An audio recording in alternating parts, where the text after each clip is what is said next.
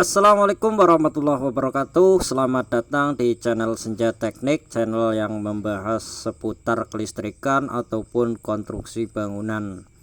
Nah, di video kali ini saya ingin berbagi kepada teman-teman semua tentang jalur kelistrikan sebuah mesin cuci. Untuk memperbaiki mesin cuci dan lain sebagainya, teman-teman perlu untuk mengetahui jalur-jalur kelistrikan yang ada pada mesin cuci agar teman-teman lebih mudah untuk mengambil tindakan. Dan nanti sekalian akan saya jelaskan tentang bagaimana cara kerja kapasitor, cara kerja timer, dan cara kerja saklar pada pintu mesin cuci. Nah, untuk yang pertama tentunya ada jalur dari listrik. Untuk jalur listrik yang pertama itu yang tulisannya steker dan kabelnya ada dua macam. Dan di sini ada dua jalur kabel, yaitu yang berwarna biru dan yang berwarna sawo matang. Bisa kita lihat di sini untuk yang biru itu langsung menyambung ke bagian kelistrikan pada dinamo mesin cuci dan dinamo pengering. Sebelum kita lanjut, saya ingin disclaimer dulu, jikalau gambar ini saya ambil dari situs kelistrikanku.com. Nah, lalu kita lanjut lagi bahas mesin cuci. Untuk jalur kabel pada dinamo, biasanya itu ada jalur khusus yang untuk disambungkan ke listrik. Biasanya ditandakan dengan jalur plus. Perlu teman-teman ketahui, dalam dinamo mesin cuci ada 3 kabel. Satu kabel yang pertama itu untuk jalur langsung ke listrik atau sering disebut jalur plus. Lalu untuk jalur yang kedua itu putaran ke kanan. Dan jalur yang ketiga untuk putaran ke kiri. Nah, untuk jalur putaran ini biasanya digabungkan dengan kapasitor. Dan fungsi kapasitor pada mesin cuci adalah untuk membantu putaran awal. Jika tidak ada kapasitor, maka mesin cuci tidak akan dapat berputar, terkecuali dibantu dengan putaran tangan. Oke, selanjutnya kita akan membahas jalur kelistrikan yang berwarna sawo matang. Ini sebenarnya juga langsung tertuju pada dinamo, tetapi melewati beberapa rute terlebih dahulu. Yang pertama yang kita bahas adalah dinamo mesin penggiling atau mesin cucinya. Pertama-tama kabel sawo matang akan tertuju kepada timer mesin pencuci. Dan timer mesin pencuci akan melakukan pemindahan listrik secara bergantian.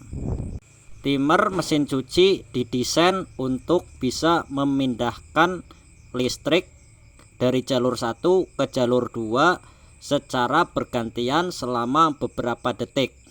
Di sini jalur yang bergantian itu ada yang berwarna kuning dan ada yang berwarna merah.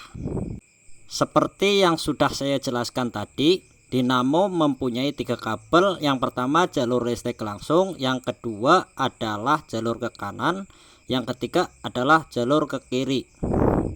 Jika listrik dialirkan ke yang merah, maka akan berputar ke kanan.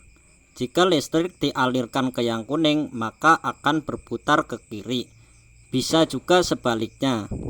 Nah, pada intinya kelistrikan dari jalur sawo matang menyalurkan ke yang merah dan ke yang kuning, dan digabung juga dengan kapasitor untuk membantu putaran awal, karena kapasitor menyimpan listrik untuk mendongkrak tekanan awal. Lalu kita akan melanjutkan pembahasan tentang dinamo pengering. Bisa kita lihat jalur sawo matang yang menuju ke dinamo pengering, pertama melewati saklar pintu, lalu masuk ke jalur timer pengering. Itulah sebabnya kenapa pintu pengering ketika dibuka maka dinamo tidak dapat berputar, karena jalurnya tidak terhubung. Lalu setelah melewati jalur saklar pintu, maka akan terhubung ke timer pengering. Ketika timer mati, listrik tidak terhubung. Ketika timer menyala, maka listrik akan terhubung. Ini sama halnya seperti jalur pada dinamo mesin penggiling. Perbedaannya di sini hanya satu arah. Ketika ke kanan hanya ke kanan saja, ketika ke kiri hanya ke kiri saja. Bisa kita lihat di sini jalurnya hanya satu arah. Tetapi jalur dari kapasitor yang kosong tetap harus dihubungkan ke dinamo. Jadi yang satu arah hanya listrik. Untuk kapasitor tetap terhubung dua-duanya. Jika kapasitor hanya satu arah yang terhubung, maka dinamo juga akan tidak bisa berputar kecuali dibantu dengan tangan. Begitulah kira-kira untuk jalur kelistrikan mesin cuci. Untuk yang ingin belajar banyak hal tentang kelistrikan ataupun konstruksi, bisa subscribe dan like channel ini. Dan saya juga akan mengupload tentang beberapa kerusakan-kerusakan pada mesin cuci dan indikasinya seperti apa. Jadi teman-teman bisa mengetahui kira-kira apa saja yang sering rusak pada mesin cuci dan apa saja yang harus dilakukan. Ada satu tambahan penting lagi yang belum saya sebutkan. Jadi di dalam mesin cuci, satu kapasitor ini sebenarnya mempunyai dua kapasitor. Kapasitor sendiri untuk mesin cuci, kapasitor sendiri untuk mesin pengeringnya. Jadi di dalam satu tabung ini terdapat dua kapasitor. Untuk menggantinya bisa juga mengecer kapasitor. Tidak perlu dua-duanya diganti. Semoga bermanfaat dan dapat membantu teman-teman semua. Terima kasih.